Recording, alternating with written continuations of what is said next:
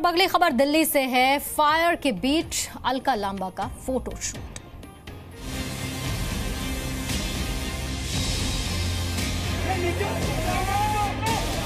आग बुझा रही थी लेकिन उन्होंने आके काम रुकवा दिया और तमाशा देख रहे हैं।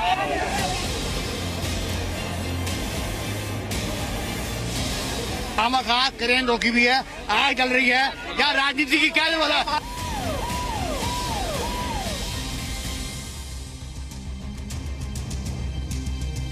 अपने नंबर बना रही है। यहाँ दुकान के अंदर आग लगी हुई है, ये फोटो शूट करवा रही है। यहाँ पे क्या मसला है इसका? यहाँ पे काम रुकवा दिया इन्हें।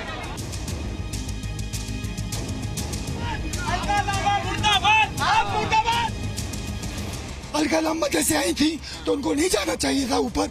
लगभग 1 घंटे तक बाद उत्पन्न हुई तो ये उचित नहीं था किसी के लिए। अलका लांबा अब आई है और उसमें भी मुस्कुराते हुए जा रही हैं। कह रही दिल्ली पुलिस जिंदाबाद और पब्लिक कह रही दिल्ली पुलिस हाय हाय।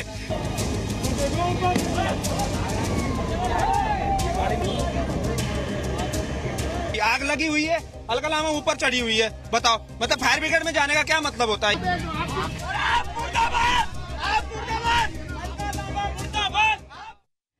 तो दिल्ली के चांदनी चौक में भीषण आगजनी और उसके बाद की कुछ तस्वीरें भी आपने देखी, विरोध भी आपने देखा, लोगों का गुस्सा था। काफी हद तक पूरी कहानी आप समझ चुके होंगे, बाकी हम आपको 2 तस्वीरों के जरिए और समझा देते हैं।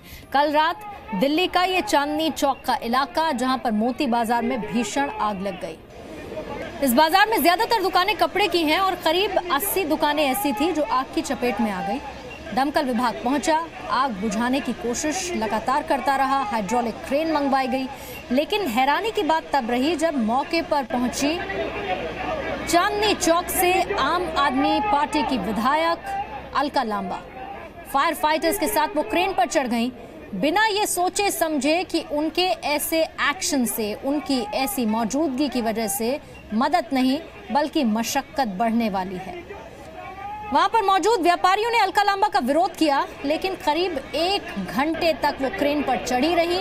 जिन दुकानों में आग लगी उनका यह आरोप है कि अलका लांबा की वजह से आग बुझाने में काफी देर होती रही, नहीं तो यह आग पहले ही बुझ जाती।